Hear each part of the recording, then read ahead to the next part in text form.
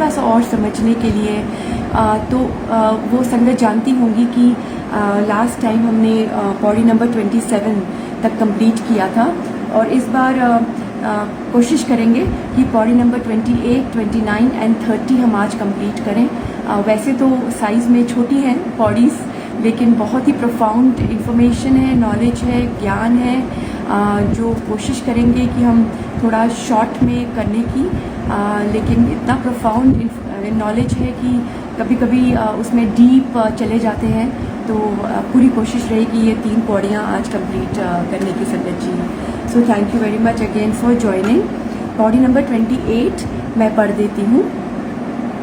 मुंडा संतोख सरम पग चोली, ध्यान की करे विभूत, खिंता काल कुआरी काया, जगत डंडा प्रतीत, आई पंथी सगल जमाती, मन जीते जग जीत, आदेश तिसे आदेश, आद अनील अनाद अनाहित, जुग जुग एको वेश।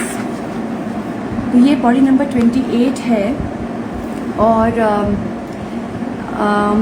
इन द मेडिवल एजेस जब गुरु नानक देव जी थे तब जोगियों का बहुत बोलबाला था इंडिया में, और जोगी जन जो थे वो अलग अलग पंथ को बिलोंग करते थे, अलग अलग सेक्ट्स को बिलोंग करते थे, और उनका एक अलग तरीका था, रिचुअलिस्टिक अप्रोच था भगवान तक पहुंचने के लिए।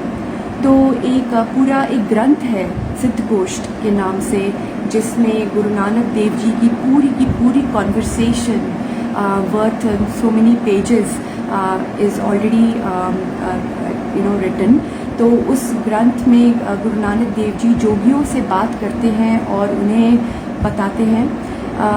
एक्चुअली गुरु नानक देव जी कलयुग के गुरु हैं। वो यहाँ पे इसीलिए आए, एक चानन फैलाने, एक चांदना फैलाने, एक रोशनी फैलाने, क्योंकि भगवान को वैसे जो आरंभ हुआ था वो तो बिल्कुल ठीक हुआ था भगवान को समझने के लिए वेदास में, लेकिन स्लोली ओवर द ईयर्स थोड़ा लोग भटक चुके थे, और उन्हीं को थोड़ा सा ज्ञान देने के लिए, और हम सबको आज भी 600 साल क्या 6000 साल बाद भी ये ज्ञान बांटने के लिए गुरु नानक देव जी आए थे। तो ये बेसिकली एक कॉन्वर्सेशन है between Guru Nanak Dev ji and the जोगी। तो वो हम थोड़ा ध्यान से देखते हैं। So basically Pauri number 28, 29, 30 and 31 ये चारों पौड़ियाँ थीम में हैं। हम पहले भी देख चुके हैं कि हम थीम से लिंक्ड पौड़ियाँ कर चुके हैं, जहाँ पे चारों पौड़ियाँ का एक ही थीम होता है। यहाँ भी चारों पौड़ियों का एक ही थीम है, और वो थीम हमको पता चलता है क्योंकि लास्ट की 2 लाइनें जो हैं, पंक्तियाँ, वो बिल्कुल कॉमन हैं। और उस पे पहुँचने से पहले I just want to reiterate that Guru Nanak Dev ji हमें बार बार समझा रहे हैं। और क्या समझा रहे हैं? 3 चीज़ों के बारे समझा रहे हैं, apart from other things, that there is one God, एक ही परमात्मा है, एक ही परमात्मा है जिससे ये सारी की सारी मल्टीवर्स, ये सृष्टि जिसके हुक्म पे चलती है।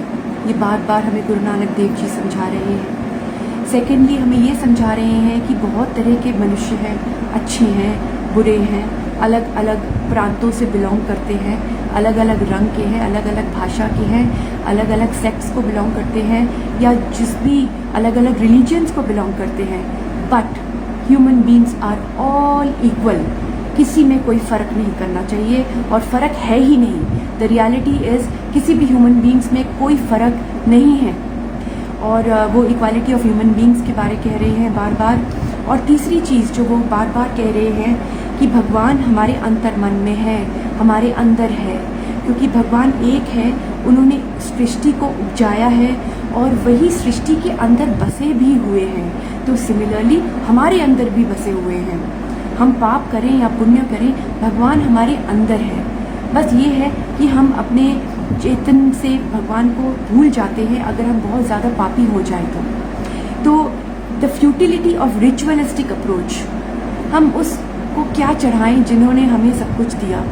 तो ये एक रिचुअल्स के बारे गुरु नानक देव जी ये कह रहे हैं कि उनको करने का कोई फ़ायदा नहीं है, और क्यों ये इन पौड़ियों में उन जोगियों को समझा रहे हैं। लेकिन गुरु नानक देव जी अपनी ही तरीके से समझा रहे हैं, जैसे शुरू से समझाते आए हैं। वो कभी भी किसी को भी ऑफेंसिव लैंग्वेज में या अपने आप को बहुत महान समझ के ईगोइस्टिक लैंग्वेज में या ईगो से रिलेटेड कोई भी ऐसी बात नहीं करते। क्योंकि याद करना, हमारी जो पहली पौड़ियाँ थी उसमें गुरु नानक देव जी ने क्या कहा था, सबके अलग अलग तरीके हैं भगवान तक पहुँचने के लिए। कोई तरीका शायद उतना सही नहीं है, कोई तरीका लंबा तरीका है जो रिक्वायर्ड नहीं है, जो तरीका जिसने सिखा दिया मनुष्य ने सीख लिया, लेकिन उसका मतलब ये नहीं कि वो मनुष्य गलत है। जिसने भगवान को याद किया वो भगवान के लिए तो एक फूल ही है, तो कोई भी गलत नहीं है। लेकिन गुरु नानक देव जी बहुत सॉफ्टली और बहुत ह्यूमिलिटी से ये एक मैसेज इस सारे जगत को देने आए हैं, और उन जोगियों से बात करके उनको भी समझा रहे हैं, और ये सारे जगत को ये एक द अल्टीमेट ट्रूथ की जो एजुकेशन है, एक लाइट है, वो सारे जगत पे डाल रहे हैं। तो एक ही भगवान है, सब इंसान समान हैं, और भगवान तक पहुंचने के लिए हमें अपने अंतर मन तक पहुंचना है, उसको परिवर्तन करना है। कुछ रिचुअल्स करने का कोई फ़ायदा नहीं होगा। तो हमारा रुख गुरबानी की तरफ गुरुजी ने किया है, और ये सेम मैसेज हमें समझाने गुरुजी भी हमको समझाते रहे हैं। तो आदेश जो कॉमन लाइंस हैं इन तीनों चारों पौड़ियों में, वो आखिरी की वो ये हैं। मैं वहाँ से शुरू करती हूँ, आखिरी कॉमन लाइन से शुरू करती हूँ इस बार। आदेश तिसे आदेश, आद अनील अनाद अनाहत जुग जुग एको वेश। आदेश तिसे आदेश मतलब उस एक परमात्मा को मेरा सजदा, मेरा प्रणाम, मेरा नमस्कार। वो एक ही परमात्मा है जिसे मैं पूजता हूँ, जिसे मैं याद करता हूँ, जिसे मैं अपने अंतर मन में ढूंढता हूँ। आद मतलब सबसे पहले, हमारे लिए तो सबसे पहले भगवान आए, तो हमारे लिए आद तो भगवान है। लेकिन भगवान के लिए आद भगवान है, मतलब उनके लिए कुछ आद नहीं है। There is no beginning, there is no end for God. God was always there. But हमारे लिए आद भी है भगवान, अनिल भी है भगवान। अनिल मतलब जिसपे पाकम पाक, जो अभी शब्द चल रहा था, अल्लाह पाकम पाक है, बिल्कुल बेदाग, बिल्कुल प्योरेस्ट ऑफ प्योर। अनाद, हमारे लिए भगवान अनाद भी है। अनाद मतलब जिसका कोई बिगनिंग नहीं। तो आप बोलेंगे आद भी कह रहे हैं, अनाद भी कह रहे हैं। जी हाँ, बिकॉज हम ह्यूमन बींग्स के लिए बस ये वर्ड्स ही हैं डिस्क्राइब करने के लिए भगवान के बारे। तो भगवान आद है हमारे लिए, क्योंकि भगवान से ही ये सारी सृष्टि उपजी। फिर अनिल है और अनाद है, क्योंकि भगवान का कोई आद या बिगनिंग या एंड है ही नहीं, तो भगवान अनाद है।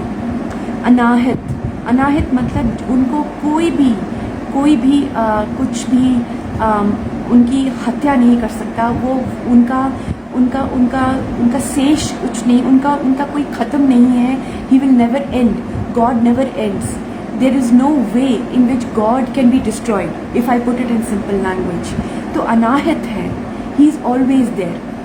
जुग जुग एको वेस, और जुगों जुगों से, अरबद नरबद साले जितने हमको पता भी नहीं, जो अनकाउंटेबल ईयर्स से एको वेस है। उनका एक ही वेस है, वो है ज़रूर, लेकिन उनका एक ही वेस है। और वो क्या वेस है? निराकार का। उनका कोई आकार नहीं है भगवान का। तो गुरु नानक देव जी ये समझा रहे हैं कि हे जोगियों, हम उसी मालिक को आदेश करते हैं। आदेश किसे आदेश, तो हम किसे आदेश करते हैं? जो इस जगत का आधार है, लेकिन उनके खुद का कोई मूल नहीं।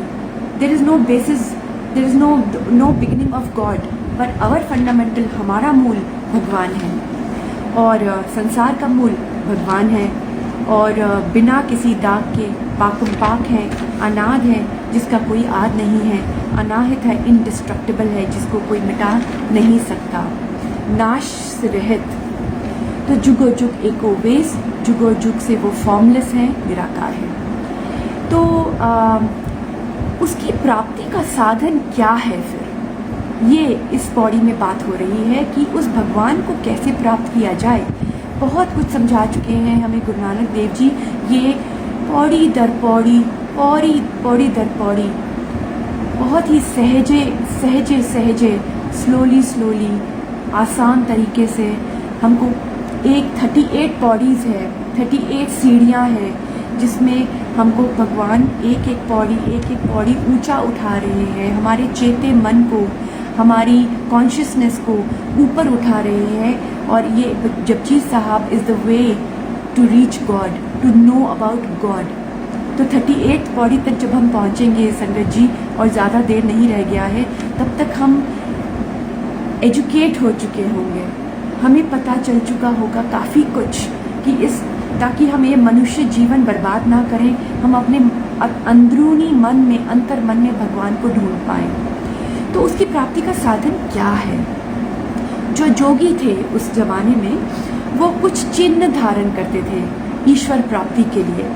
उनके चिन्ह थे जैसे कानों में मुंदरे पहनना।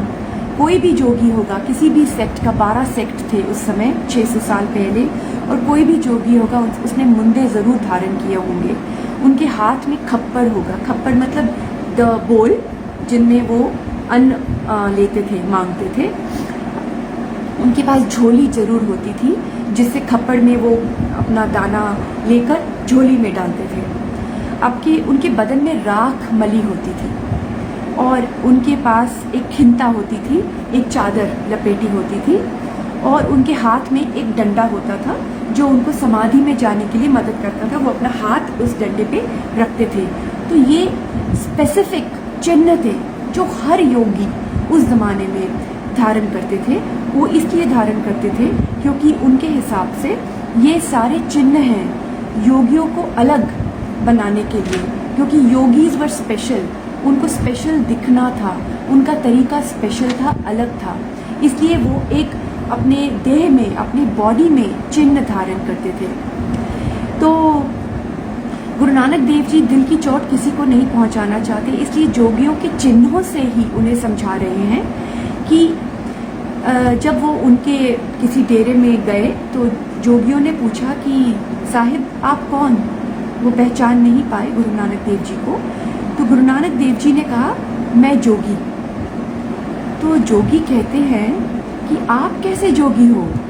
आपके कानों में मुंद्रा नहीं, आपके हाथ में खप्पड़ नहीं, झोली नहीं, आपके बदन में कोई राख नहीं मली हुई, आपने खिंता नहीं पहनी, आपके हाथ में डंडा नहीं, तो आप जोगी कैसे, आपको हम मान लें? आप जोगी कैसे हो गए? तो गुरु नानक देव जी यहाँ पे समझाते हैं कि शरीर ने तो इस संसार में नाश हो जाना है। तो आप ही बताओ कि शरीर को जोगी बनाना है या मन को जोगी बनाना है? क्योंकि ये सारे जो चिन्ह जोगी धारण करते हैं, ये सारे शारीरिक चिन्ह हैं, ऊपर से है, अंदर से तो नहीं है। तो ये सारे चिन्ह ऊपर से धारण करने से ये शरीर तो हमने यहीं पे छोड़ के जाना है। हम जोगी कैसे बन गए? तो मन को हमको साफ करना है। तो आप ही बताओ कि मन को जोगी बनाना है या शरीर को? अगर आप बोलो कि मन को जोगी बनाना है, तो मन को जोगी बनाने वाले सारे चिन्ह मैंने धारण किए हैं। लेकिन अगर आप बोलो कि तन को जोगी बनाना है, तो शायद इस रूपरेखा में मैं साफ नहीं उतरूंगा, क्योंकि मैंने अपने तन में कोई भी ऐसा चिन्ह धारण नहीं किया जो मुझे जोगी दिखाए दूसरों को। तो साहिब बता रहे हैं कि हमने बाकायदा मुद्रा धारण करी है। तो now he is taking examples and talking to the जोगीज कि हमने मुद्रा धारण करी है, लेकिन हमने जो मुद्रा, जो कानों में बाली पहनी है, मुद्रा पहनी है, वो संतुष्टि की है, संतोख की है। क्योंकि संतुष्टि सबसे बड़ी वर्च्यू है। ये बताता है कि हम भगवान के हुक्म के अंदर रहना चाहते हैं और अंदर ही हैं। ईश्वर प्राप्ति का मूल गुण है संतुष्टि, क्योंकि जो इस जगत से रजा ही नहीं, जो संतुष्ट ही नहीं हुआ इस जगत से, उसमें प्रभु प्राप्ति की कोई उमंग पैदा हो ये बहुत मुश्किल है, क्योंकि इस जगत से पहले हमको सेटिस्फाइड होना पड़ेगा उस भगवान की तरफ रुख करने के लिए। अगर हम बहुत ज़्यादा हमारे में इच्छा है और कामना है, कामना की शक्ति बहुत ज़्यादा है, तो वो हमें भगवान से जुड़ने नहीं देगी, वो हमें माया से जोड़ेगी, वो हमें इस संसार से जोड़ेगी, इस पृथ्वी से जोड़ेगी, इस मिट्टी से जोड़ेगी, भगवान से नहीं। तो जिसमें जगत से जो रचता नहीं, सेटिस्फाइड नहीं होता, वो भगवान से जुड़ ही नहीं सकता, क्योंकि ये मूल, ये फंडामेंटल बेसिस है first to be satisfied with whatever you have, whatever God has given. भगवान के लिए दो टाइप के लोग हैं जो भगवान को मानते हैं और भगवान को नहीं मानते। एक वो जो थोड़े वीक होते हैं, जिनका कोई नहीं होता, या वो शारीरिक रूप से थोड़े वीक होते हैं, थोड़े दे आर इल, या उनके परिवार में कोई नहीं होता, तो वो हार मान के कहते हैं भगवान हमारा तो कोई नहीं, हमारा तो तू ही है। तो वो भगवान को इसलिए मानते हैं क्योंकि उनकी जो इस धरती में रहने की जो इच्छा है, जो कामना है, वो वासना है, वो पूर्ति करने के लिए भगवान ज़रूरी है, क्योंकि उनका वैसे तो कोई है नहीं, तो भगवान ही उनकी सारी वासना, सारी कामना पूरी करेगा। और ये हम बेसिक नेचर बता रहे हैं, गुरु नानक देव जी बता रहे हैं हम सबको basic nature of human being. हम सब उसी में आते हैं, उसी श्रेणी में आते हैं।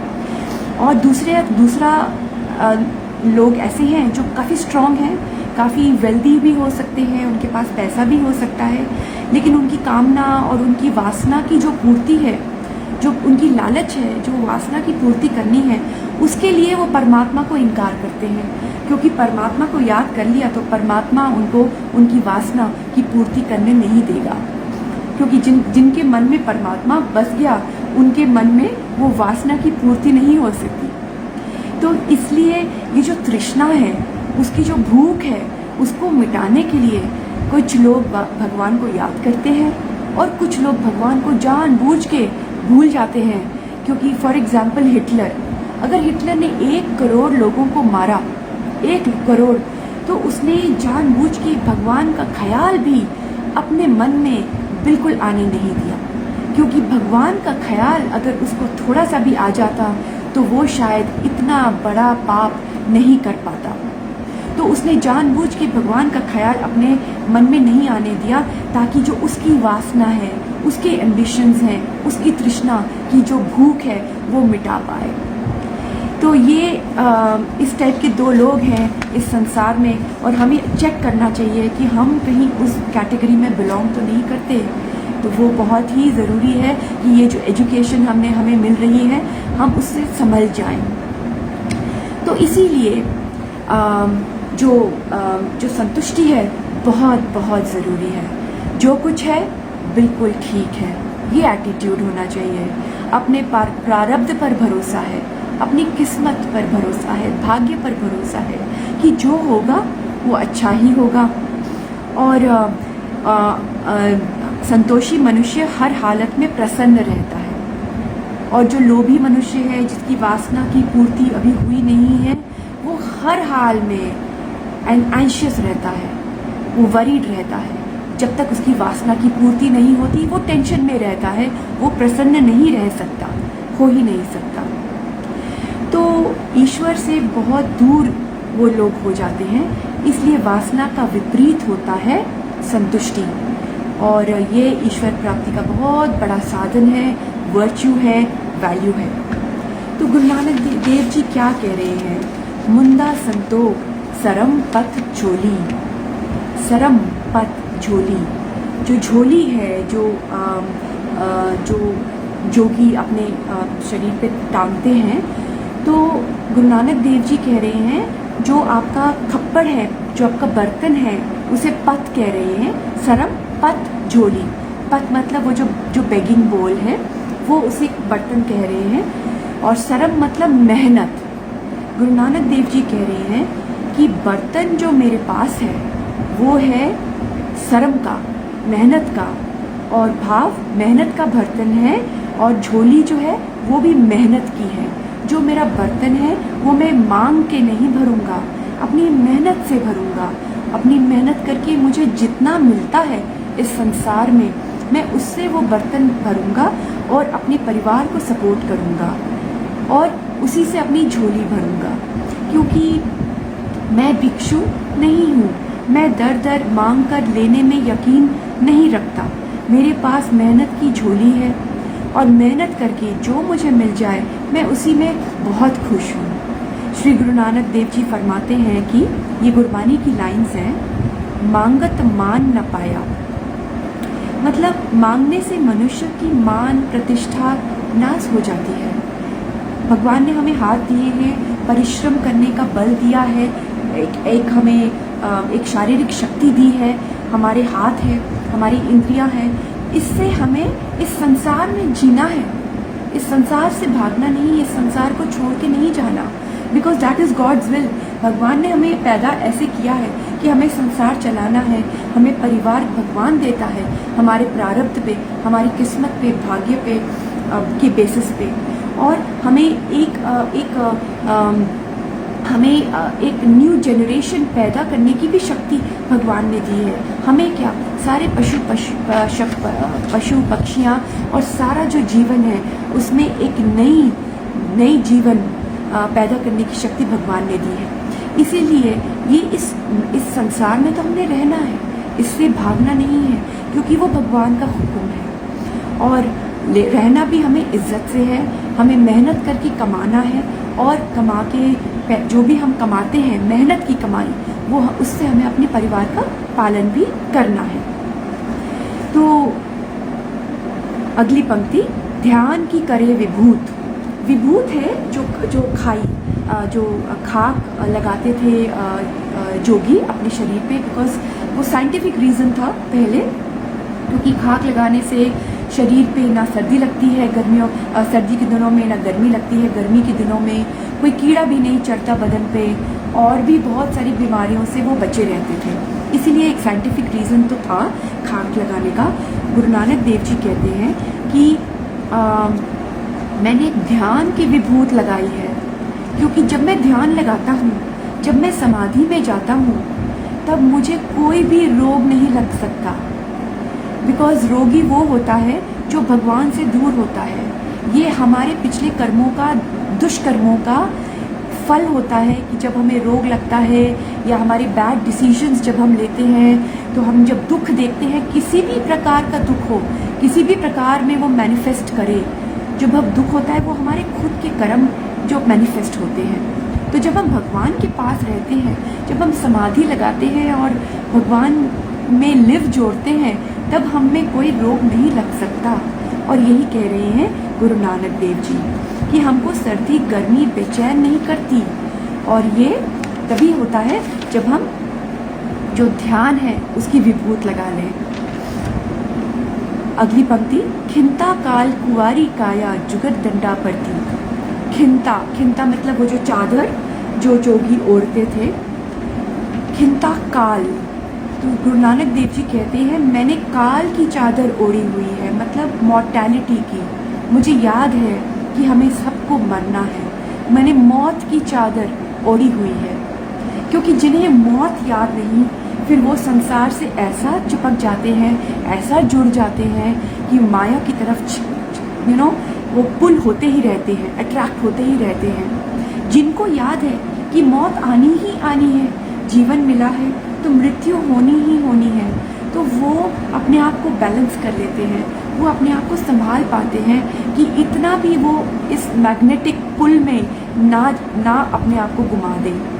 तो इसीलिए गुरु नानक देव जी कहते हैं कि मैंने काल की चादर ओढ़ी हुई है। तो इसमें मैं थोड़ा सा और कहना चाहती हूँ, ये संत मस्कीन जी के शब्द हैं, उन्होंने तो पूरी गुरबानी पढ़ी हुई है। तो उन्होंने ये कहा है कि श्री कृष्ण के मंदिर में अगर हम जाएं तो बहुत फेस्टिविटीज़ होती हैं, राग है, नृत्य कला चलती है, और जीवन को सेलिब्रेशन का एक झलक हमें दिखता है। वो इसलिए क्योंकि श्री कृष्ण परम जीवन में उपलब्ध हो गए थे, वो पूरे के पूरे जीवन में डूब चुके थे और जीवन में उपलब्ध हो गए थे। ऑन द अदर हैंड, अगर हम एक बौद्ध मंदिर में जाएं, बुद्धा, तो वहाँ पे एक बिल्कुल ही खामोशी है। जब जीवन होता है तो जीवन में खामोशी नहीं, जीवन में होता है उमंग, जीवन में खुशियाँ, जीवन में राग, फेस्टिविटीज़ और गाना और नृत्य। लेकिन जब मौत आती है तब होती है खामोशी। तो बौद्ध मंदिर में बिल्कुल खामोशी है। और क्योंकि बुद्धा, वो भगवान बुद्धा, जब उन्होंने देखा एक मुरझाता हुआ फूल, एक वृद्ध आदमी को और एक लाश को, तब उनको इतना उनके ऊपर असर पड़ा कि वो अपने महल छोड़कर फॉरेस्ट में चले गए समाधि लगाने के लिए, और वहीं पे उनका एनलाइटनमेंट हुआ। तो हम क्या ये जो म्यूज़िक डांस है बौद्ध मंदिर से जोड़ सकते हैं? जी नहीं। क्या हम बिल्कुल खामोशी यहाँ पे जोड़ सकते हैं? जी नहीं, क्योंकि दो द्वार हैं। गुरु नानक देव जी कह रहे हैं दोनों जो भगवानों के द्वार हैं, जीवन के दो द्वार होते हैं।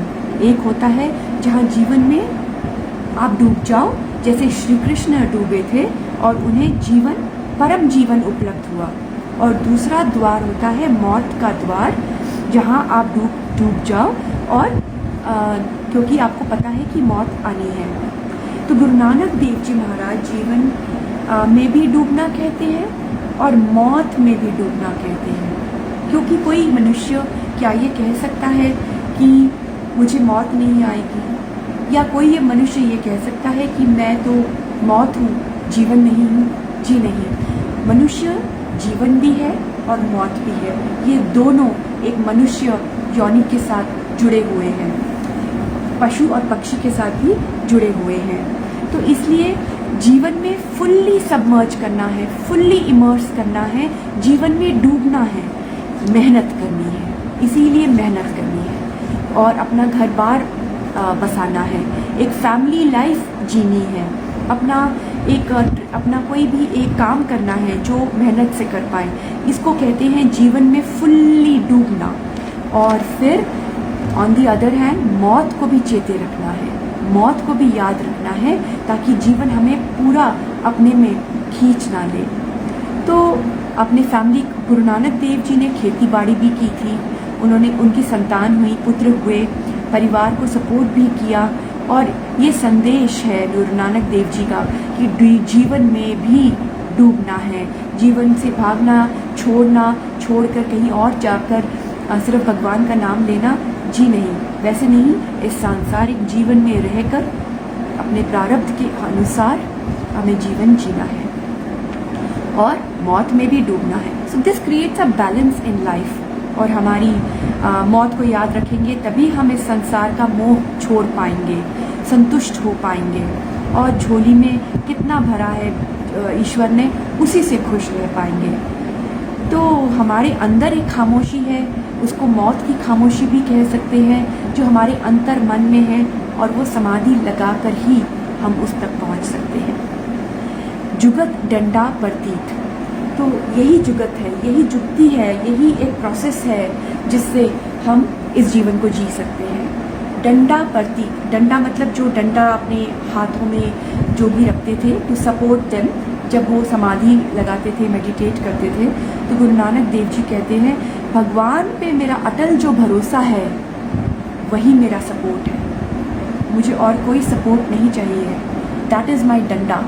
मैं उसी में सब कुछ अपना सपोर्ट रखता हूँ, जहाँ पे, क्योंकि मेरा भगवान में जो फेथ है वो कम्प्लीटली है, 100% है।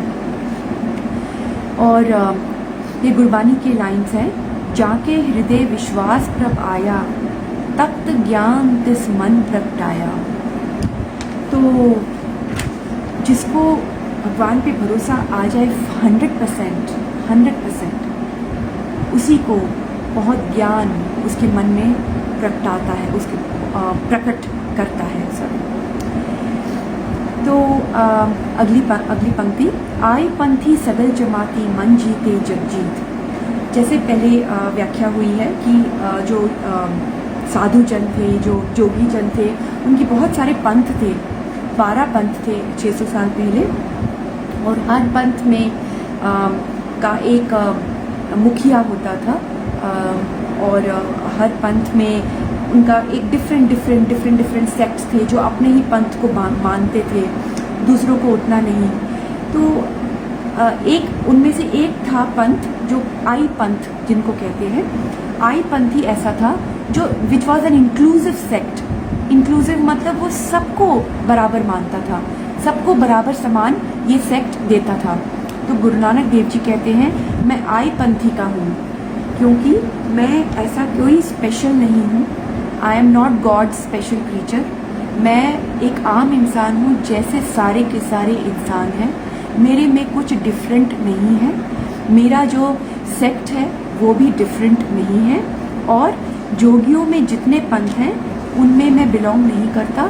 मैं एक सगल जमाती, मतलब ये सारा ज़माना, ये सारा जो ब्रदरहुड है, ये सारा जो जगत है, ये मेरा भाईचारा है। इसमें there should be no discrimination against any other human being on the basis of caste, creed, the place that person belongs to, race, color, language, किस प्रांत से वो बिलोंग करते हैं। बिल्कुल डिफ्रेंसिएशन नहीं करना चाहिए, बिल्कुल डिस्क्रिमिनेशन नहीं करना चाहिए। हमेशा हमें इंक्लूसिव रहना चाहिए। कौन किस रिलीजन को बिलोंग करता है, कुछ भी किसी में स्पेशल नहीं है। सब ह्यूमन बीइंग समान है, इक्वल है।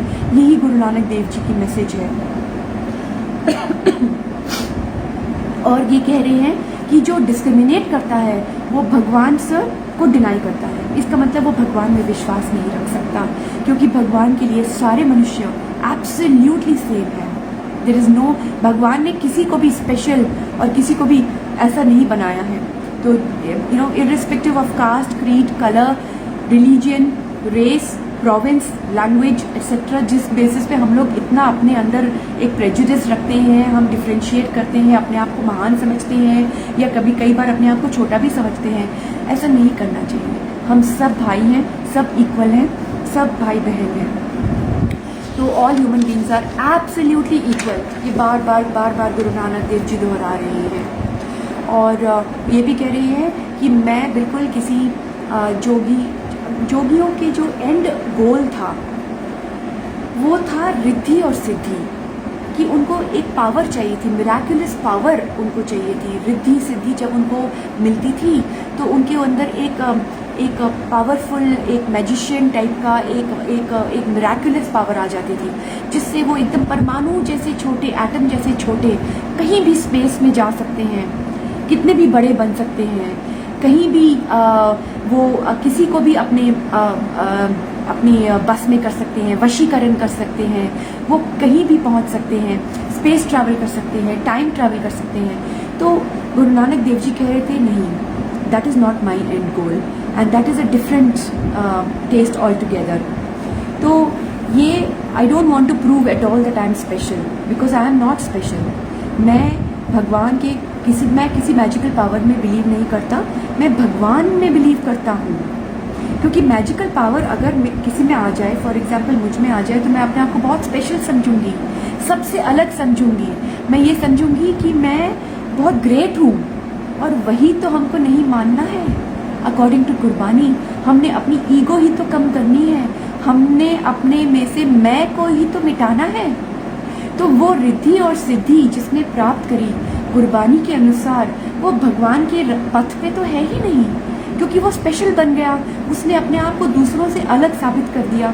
वो तप और से कई लोग हासिल करते थे, एक जोग से हासिल करते थे, लेकिन that is not the end result. The end result to get God, सचियार बनने के लिए हमें रिद्धि सिद्धि से दूर रहना है। और इसीलिए मैं उस परिपूर्ण परमात्मा के सामने झुकता हूँ, सजदा करता हूँ, जो कैसा है, आद अनील अनाद अनाहत जुग जुग एको विस, जो इसकी व्याख्या हो चुकी है। तो मन जीते जग जीत, इसके पहले की लाइन थी जो मैं करना भूल गई, जिसकी व्याख्या मन जीते जग जीत, क्योंकि ये सारी कुर्बानी हमारे मन से बातें कर रही है, हमारे मन को समझा रही है कि मन को परिवर्तित करना है, मन को चेंज करना है। हमने हमने अपने तन को चेंज करके कुछ हासिल नहीं करना, कुछ भी प्राप्त नहीं होगा। हमारे मन को हमने चेंज करना है। और ये एक क्वेश्चन मेरे माइंड में था और काफ़ी संगत के माइंड में भी होगा कि हमारी आत्मा में और हमारे मन में क्या अंतर है, हमारा मन क्या होता है।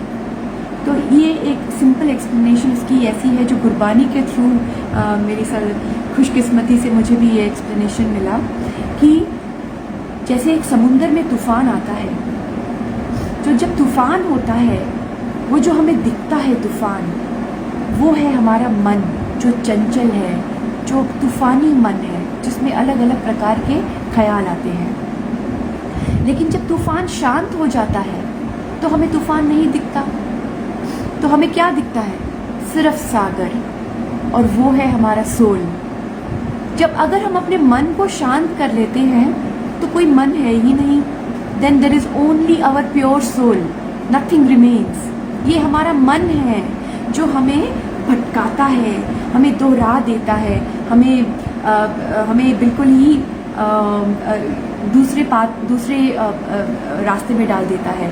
तो अगर हम अपने मन को शांत कर लें, उस तूफान को शांत कर लें, तो हम उस शीतल शांत सागर तक पहुंच सकते हैं जो हमारा सोल है। तो ये है difference between soul and our मन।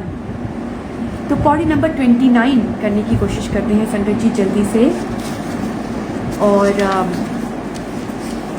पौड़ी नंबर 29 में है, मैं पढ़ देती हूँ। भुगत ज्ञान दया भंडारन गट गट वाजे नाद, आप नाथ नाथी सब जाकी रिद सिद्ध अवरा साध, संजोग विजोग दोए कर चलावे लेखे आए भाग, आदेश तिसे आदेश आद अनील अनाद अनाहित जुग जुग एको वेस। तो भगत ज्ञान दया भंडारन कट कट वाजे नाद, जो जोगी जन थे, जो अपने पंथ में वो लोग भोजन छकते थे, तो उनका एक तरीका था, एक डिसिप्लिन था, वो एक नियमावली से अपना भोजन छकते थे और वो सोचते थे ये एक धार्मिक क्रिया है। और उनके लिए धार्मिक क्रिया क्या थी कि उनका जो सारा का सारा भोजन, रोटी चूरमा और दाल जो बनती थी, रोटी को बना के, मोटी रोटी को उसको पीस के उसमें बहुत सारा घी भरना और दाल के साथ खाना, ये उनका भोजन होता था। और ये एक बहुत बड़े भंडारण में रखा जाता था। भंडारण का एक और मीनिंग ये है, एक फीमेल जो उनको डिस्ट्रीब्यूट करती थी उनका भोजन। तो गुरु नानक देव जी कह रहे हैं कि ये जो अन्न हम खा रहे हैं, इससे तो तन की तृप्ति होगी, मन की तृप्ति कैसे हो सकती है? तो इसे हम धार्मिक क्रिया कैसे समझ सकते हैं? तो धार्मिक क्रिया तो वो है जिसमें हम अपने मन को परिवर्तित करें ताकि हम अपने सोल तक पहुंच पाएं, भगवान तक पहुंच पाएं, जो हमारे अंदर मन तक है। तो अगर हम भोजन खाएंगे तो हमारा मन कैसे तृप्त होगा? आज तक क्या हमने अपने मन को शांत किया है भोजन खा के? जी नहीं। भोजन खा के कौन अपने मन को आज तक शांत कर पाया है? कौन भगवान से लिव लगा पाया है? इस शरीर को तृप्त करने के लिए भोजन तो ज़रूर है, ज़रूर चाहिए। और मन को तृप्त करने के लिए क्या चाहिए? भोजन नहीं, ज्ञान। ज्ञान चाहिए, सच्चा ज्ञान। और वो ज्ञान क्या है उसके बारे में व्याख्या हो रही है यहाँ पे। तो लेकिन शरीर, जितना मर्जी आप ज्ञान ले लो, बांट लो, लेकिन आपका शरीर तृप्त ज्ञान से नहीं होगा। तो ये दोनों, इन दोनों के जो रास्ते हैं वो अलग हैं। शरीर को तृप्त करने के लिए हमें धरती से उगा हुआ भोजन चाहिए, और मन को तृप्त करने के लिए जो हमारे आत्मा तक हमें पहुंचाएगा, भगवान का एजुकेशन चाहिए, हमें सत्संग चाहिए, हमें वो नॉलेज चाहिए, हमें भगवान का नाम चाहिए। तो ये दोनों अलग रास्ते हैं। तो जब हम भोजन करते हैं, जब जोगी भोजन करते थे तो उनका एक नाद बजता था, एक म्यूज़िकल इंस्ट्रूमेंट, और उनका नाथ, जो उनके जो मुख्य थे, वो आके बैठते थे और नाथ के सामने ही वो नाद बजाकर भोजन करते थे। तो गुरु नानक देव जी कह रहे हैं कि नाथ के सामने आप भोजन कर रहे हो, नाथ तो वही है, हमारा मालिक तो वही ऊपर वाला है। जोगियों का जो नाथ है वो तो इंसान है, वो सच्चा मालिक तो ऊपर वाला परमात्मा ही हो सकता है, उसे याद करके भोजन हमें करना चाहिए। और जो नाद बज रहा है, जो म्यूज़िक बज रहा है, वो म्यूज़िक तो नाद हमें अपने अंदर सुनना चाहिए, क्योंकि घट घट बाजे नाद। घट घट मतलब हर किसी के अंदर, हर पर्सन के अंदर वो नाद बज रहा है और वो हमें सुनना चाहिए, क्योंकि जो उस नाद तक पहुंच जाए वो उस म्यूज़िक रूपी परमात्मा तक पहुंच सकता है, क्योंकि परमात्मा का ही शब्द है जो हमारे अंदर नाद की तौर पे, नाद के रूप में बज रहा है। अगर हम अपने अंदर वो नाद सुनते हैं तो हम अपने परमात्मा के दर्शन करते हैं, जो शब्द रूपी परमात्मा हमारे अंदर है। तो ये कह रहे हैं गुरु नानक देव जी, बहुत सटल लैंग्वेज में, बहुत सॉफ्ट तरीके से समझाने की कोशिश कर रहे हैं कि असली रास्ता क्या है, असली सच्चाई क्या है। ये जो रिचुअल्स हैं, इसको करने से भगवान की प्राप्ति शायद नहीं हो सकती। एक संसारी, सॉरी, पौड़ी नंबर 29 का पन्ना पलट गया था। तो जी, सेकंड पंक्ति ये है कि आप नाथ नाथी सब जाके रिद्ध सिद्ध अवरा साध। तो आप नाथ जो अपने आप भगवान हैं, उसी ने पूरे यूनिवर्स को पिरोया है धागे में, स्टिच किया है। God has stitch the full universe, all the planets, all the suns, the moons, the lives which are on each planet, वो सब भगवान ने पिरोया है अपने धागे में, नाथी, उसको स्टिच किया है।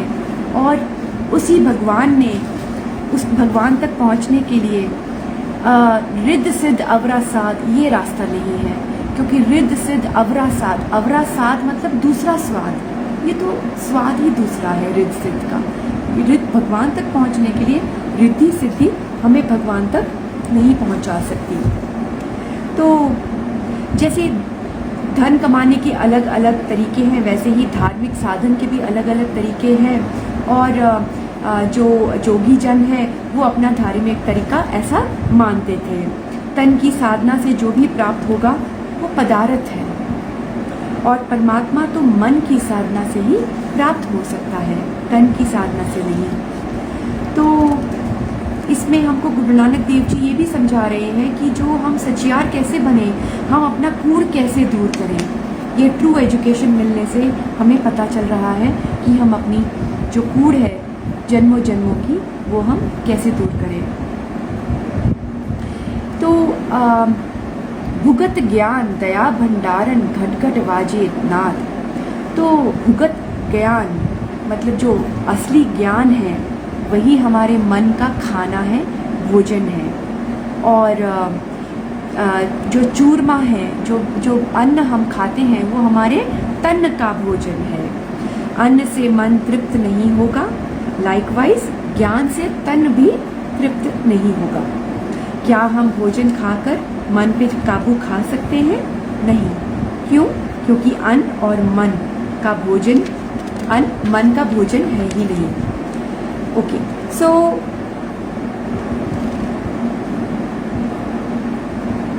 गुरबानी की लाइन्स हैं, ये लिखा है, मन तू ज्योत स्वरूप है अपना मूल पहचान। तो जो मन है वो एक्चुअली में ज्योत स्वरूप है। ज्योत मतलब आत्मा, जो हमारे अंदर ज्योत जल रही है, वो ज्योत का ही एक रूप है हमारा जो मन है। लेकिन वो इतना चंचल हो जाता है, इतना उसमें तूफान आता है कि वो हम अपने मन को शांत नहीं कर पाते। अगर हम अपने मन को शांत कर दें तो हमें पता चलेगा हमारे अंदर की ज्योति, हमें ये भी पता चलेगा कि जो हमारा मन है वो ज्योत स्वरूप है। हमें अपना मूल पहचानना चाहिए और अपने शांत सागर, अपने शांत सोल तक पहुंचना चाहिए। तो अन्न के खाने को धार्मिक साधना समझ लिया जाए तो जो भी अन्न खा रहा है उन्हें प्रभु के साथ जुड़ जाना चाहिए। पशु पक्षी कीड़े मनुष्य कोई अन्न के बिना नहीं जी सकता। इसका मतलब सब भगवान से अन्न खा के जुड़ सकते हैं। तो ये तरीका नहीं है भगवान से जुड़ने का। साहिब श्री अर्जन देव जी के बोल हैं कि ब्रह्म ज्ञानी का भोजन ज्ञान, असली ज्ञान, भगवान का ज्ञान। और मैं इसको थोड़ा शॉर्ट में कर देती हूँ। बस इतना कहना चाहती हूँ कि जैसे भजन और ज्ञान सुनकर भगवान का नाम लेकर हमारे अंदर एक उमंग आ जाती है, एक प्रसन्नता आ जाती है, हम हमेशा खेड़े में रहते हैं, खुश रहते हैं। और उसी तरह हमारा जो बदन का जो नीड है भोजन की, वो भी आस्ते आस्ते थोड़ी कम हो जाती है। उतना भोजन खाने की हमें ज़रूरत नहीं पड़ती। और जैसे सेम उस तरीके से जैसे किसी बेटे की शादी हो और माँ खुशी से बहुत खुश हो और सबको खाना खिला रही है, लेकिन जब कोई पूछे कि आप भी खा लो, वो कहती है मुझे अभी भूख नहीं है। उस सबको वर्ताई जाती है, लेकिन खुद उसको भूख नहीं होती, क्योंकि जो खुशी होती है ना दिल की, उससे जो तन की जो भूख होती है वो काफ़ी हद तक मिट जाती है। तो भंडारण क्या होना चाहिए? दया और वो हमारा एक मूल वर्चू है। एंड जो खाना हमें खाना चाहिए वो खाना चाहिए हमें ज्ञान और डिवाइन नॉलेज और एनलाइटनमेंट का।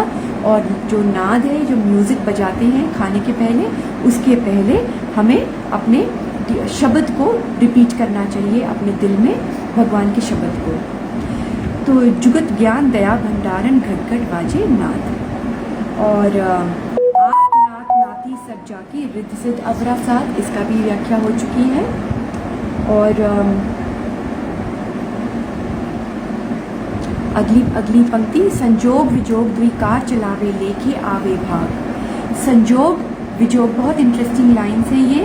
द्विकार चलावे मतलब परमात्मा पूर्व कर्मों के अनुसार बर्थ एंड रीबर्थ हमें देता है। ये नॉलेज हमें होनी चाहिए। परिवारों को जोड़ता है। अगर हम अपने परिवार के मेंबर के साथ हैं, फ्रेंड्स के साथ हैं, जुड़े हुए लोगों के साथ हैं, तो ये मान के चलिए कि ये पिछले जन्मों में भी हमारे संग ही थे, किसी और रूप में होंगे, लेकिन ये हमारे साथ एक जन्म का नाता नहीं रखते, जन्मों जन्मों का नाता रखते हैं।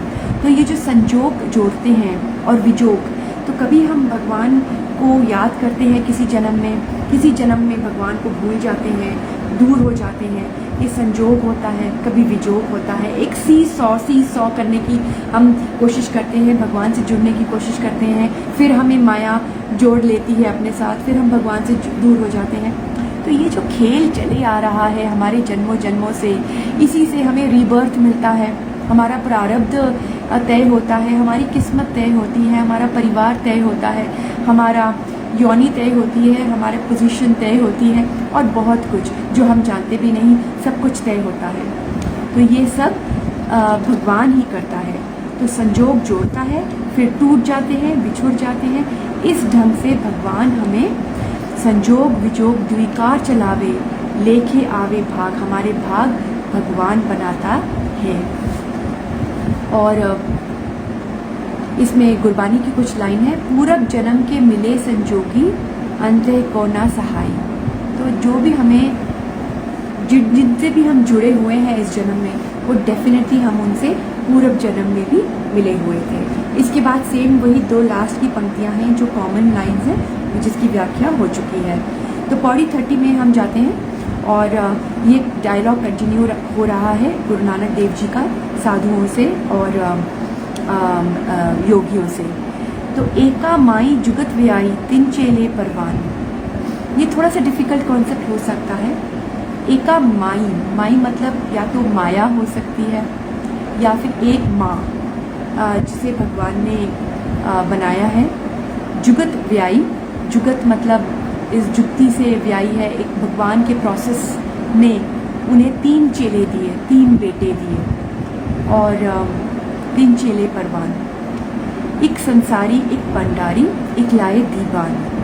तो योगियों ने इस संसार की उत्पत्ति और रचना और गर्दिश के संबंध में जो कहा है, गुरु नानक देव जी इस संबंध में जगत को थोड़ी सी एक ज्ञान अपने विचार दे रहे हैं और योगियों को समझा रहे हैं। युगों युगों से ये कहा जा रहा है और कहा जाता है कि जो मादा प्रकृति है, जो माता है, उसने 3 चेले, उनसे 3 चेले प्रकट हुए और जुक्ति के साथ शादी करी प्रकृति ने, और 3 चेले जो 3 देवताओं ने जन्म लिया, और एक संसारी, एक भंडारी, एक लायकीवान। मतलब जैसे जो हम 3 देवता मानते हैं, ब्रह्मा जी, विष्णु जी और महेश जी। तो ये 3 शक्तियाँ हैं, एक संसारी है, एक भंडारी है जो संसार को जन्म देते हैं, जो लाइफ फॉर्म को जन्म देते हैं, विष्णु जो भंडारी हैं जो पालना करते हैं, और महेश जी जो प्रलय करते हैं, मौत के देवता हैं। तो ये तीनों शक्तियाँ मानी जाती हैं और मानी गई हैं। तो एंड हर प्रोसेस 3 ही क्रिया है जगत में। अगर देखा जाए तो जन्म है, जीना है और मरना है। जीव, पशु, पक्षी, सूरज, चांद, तारे सब जन्म लेते हैं, अपना जीवन जीते हैं और फिर मुरझा जाते हैं, मर जाते हैं, मिट जाते हैं। और 3 देवता भी माने जाते हैं जिन्होंने पहले उपजाया, फिर पालना की, फिर मिटाया। और प्रकृति के 3 गुण भी माने जाते हैं, रजो, तमो, सतो। तो आत्मा है हमारी, एक मन है, हमारा एक शरीर है। तो शरीर के भी 3 हिस्से माने जाते हैं। हमारे काल भी 3 माने जाते हैं, भूतकाल, भविष्यकाल, वर्तमान काल। तो योगी मानते हैं इसलिए जो जन्म देता है वो मरण नहीं दे सकता। इसलिए वो मानते हैं कि जो ब्रह्मा जी हैं जिन्होंने जन्म दिया है इंसानों को, वो मरण नहीं दे सकते। मरना क्यों देंगे, वो तो जन्म देते हैं। जो मरना है वो महेश जी देते हैं। तो लेकिन जो गुरु नानक देव जी हैं वो गुरबानी में छिपे रहस्य को बता रहे हैं, वो एक एजुकेट कर रहे हैं कि ये तीनों देवता जो हैं ये भगवान के ही देवता हैं, भगवान ने इन्हें बनाया है। और गुरु नानक देव जी समझा रहे हैं कि जो जन्म देती है माँ, और जो देवता हम समझते हैं जो हमें जन्म देता है वही पालना करते हैं और वही विनाश। मतलब भगवान एक ही है, जो हो रहा है भगवान की मर्जी से ही हो रहा है। और भगवान ऐसा क्यों कर रहा है, अगर जन्म दे रहा है तो मौत क्यों दे रहा है, ये बात समझ में नहीं आ रही है। तो गुरु नानक देव जी समझा रहे हैं कि भगवान का कोई एजेंडा नहीं है, कोई ऐसी डीप प्लानिंग नहीं है कि मुझे ये अचीव करना है, मोटिव, ये मेरा ऑब्जेक्टिव है, इसीलिए मैं जन्म दूंगा तो मरण दूंगा तो I will achieve an objective. जी नहीं, एक खेल है, एक खेल है ये जीवन और मृत्यु। जैसे बच्चे का कोई एजेंडा नहीं होता, वो सी बीच में जाके मिट्टी का घर बनाता है, हंसते हंसते बनाता है और हंसते हंसते खुद ही तोड़ देता है। वैसे ही भगवान के लिए ये खेल है। लेकिन जिसका एजेंडा होता है, मोटिव होता है, एम्बिशन होता है कुछ अचीव करने के लिए, वहाँ तो टेंशन होती है, वहाँ एक स्ट्रेस होता है। भगवान ने क्या अचीव करना है, भगवान को किस बात की टेंशन, भगवान ने क्या ऑब्जेक्टिव है, कुछ भी नहीं। भगवान का ये खेल है। भगवान हमेशा प्रसन्न रहता है। वो बिगाड़ते वक्त, मुरझाते वक्त, मौत देते वक्त भी हंसता है और जन्म देते वक्त भी हंसता है। इस यूनिवर्स को पैदा करते वक्त भी हंसता है और जब इस यूनिवर्स को अपने में समा लेता है तब भी हंसता है, क्योंकि वो खेड़े में है। भगवान के पास सिर्फ प्रसन्नता है, सिर्फ आनंद ही आनंद है, खुशियाँ हैं। उस भगवान के दर पे कोई दुख, कोई तकलीफ, कोई स्ट्रेस, कोई एम्बिशन और कोई टेंशन नहीं है। आई होप संगत जी कि ये मैं समझाने की कोशिश कर रही हूँ और मेरा लैंग्वेज उतना प्योर नहीं है। आई होप थोड़ा समझ में आ रहा हो, क्योंकि गुरबानी में जैसा लिखा है और जैसा मैं आपसे कह रही हूँ उसमें हो सकता है थोड़ा सा चेंज हो जाए, चेंज इन द सेंस क्योंकि मेरी वोकैबुलरी उतनी अच्छी नहीं है। सो आई होप आपको समझ आ रहा हो, क्योंकि जब मैंने समझा था मुझे तो बहुत अच्छा लगा, लेकिन शायद मैं उतना जस्टिस नहीं कर पा रही हूँ। तो आना जाना परमात्मा की लीला है, उनका कोई मकसद नहीं है, एक लीला है, एक खेल है।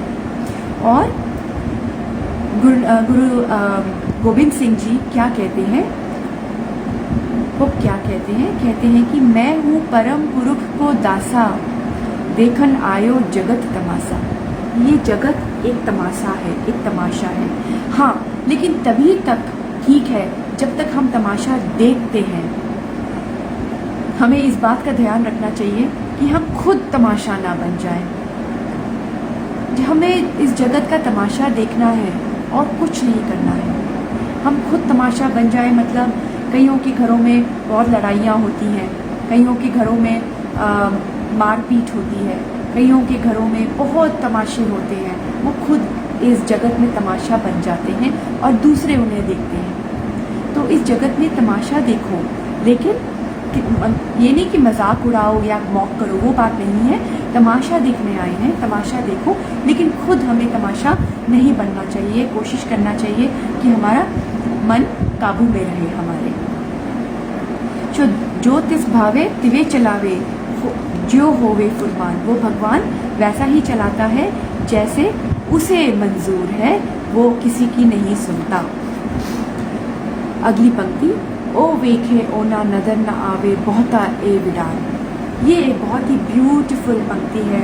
गुरु नानक देव जी कहते हैं बस एक ही बात है जो मुझे बहुत सरप्राइज करती है, मैं खुद ही सरप्राइज हो जाता हूँ। वो ये कि ओ वेखे, वो सबको देखता है, वो जन्म भी देता है, पालना भी करता है, सबकी किस्मत लिखता है, सबको देख रहा है वो कोई क्या कर रहा है।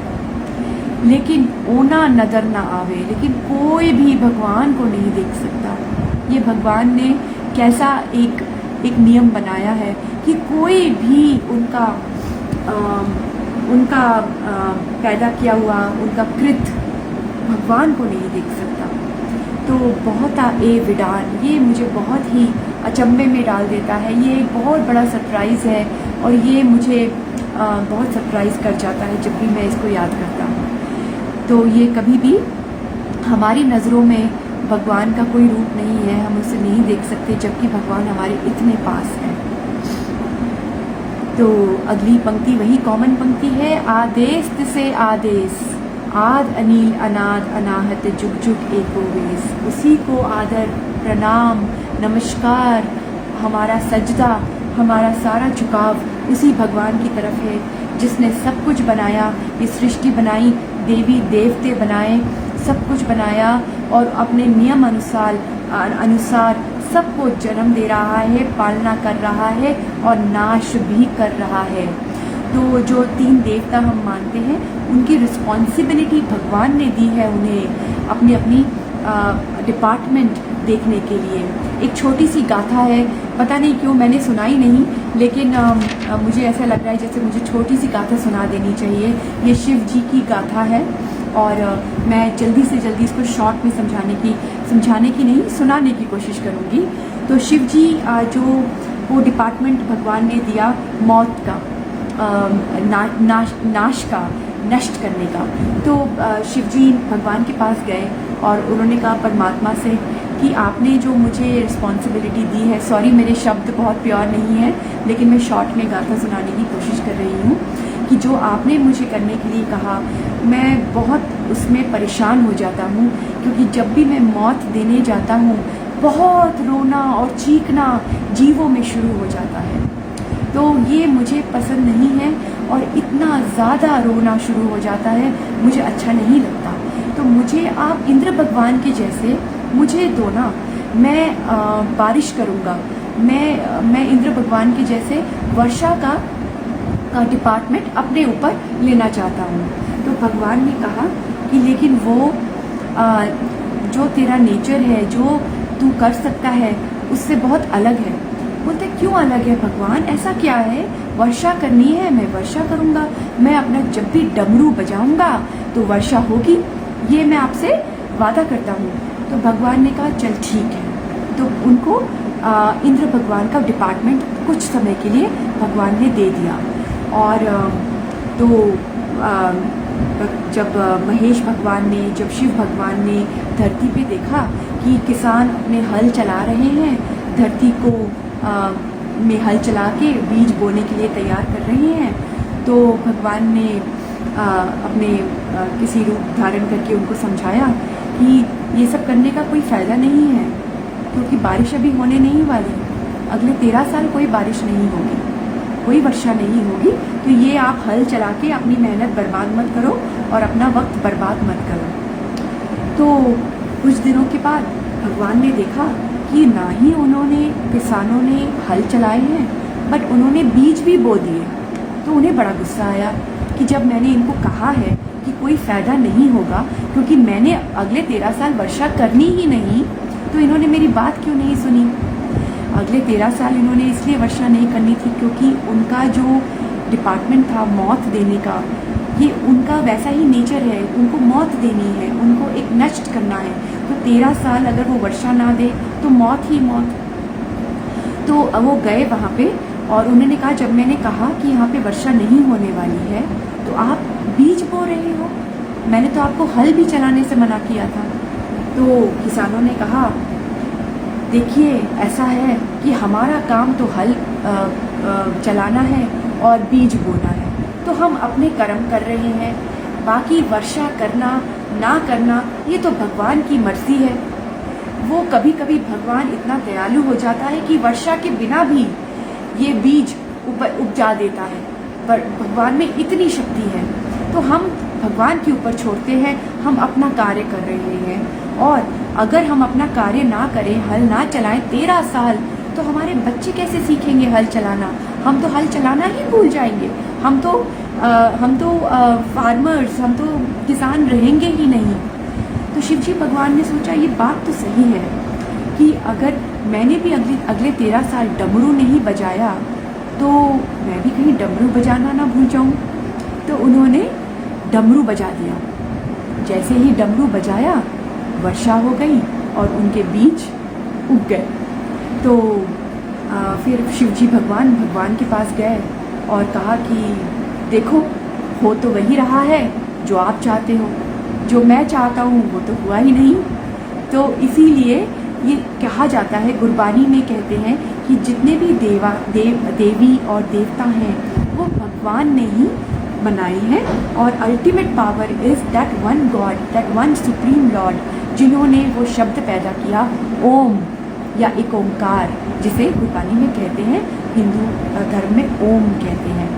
तो बस इन्हीं शब्दों के साथ आज की व्याख्या मैं यहीं पे ख़त्म करती हूँ। संगत जी, आई होप मेरे वर्ड्स आसान रहे हों, व्याख्या को मैंने थोड़ा सा भी जस्टिफाई किया हो, और मैं होती ही कौन हूँ, एक गुरुजी ही करवाते हैं ये सेवा, और तभी ये सेवा हो पाती है। क्योंकि मैं जब पढ़ती हूँ, जब सुनती हूँ, तो इतना कंफ्यूज हो जाती हूँ कभी कभी संगत जी, कि मुझे लगता है कि मैं इस काबिल हूँ ही नहीं इस सेवा के। तो ये तो गुरुजी ही हैं जो ये सेवा करवा रहे हैं, और सेवा चली आ रही है, चल रही है, क्योंकि आप में से कई लोगों को गुरुजी ने ये मैसेज पहुँचाना होगा। तो जय गुरुजी, थैंक यू सो मच।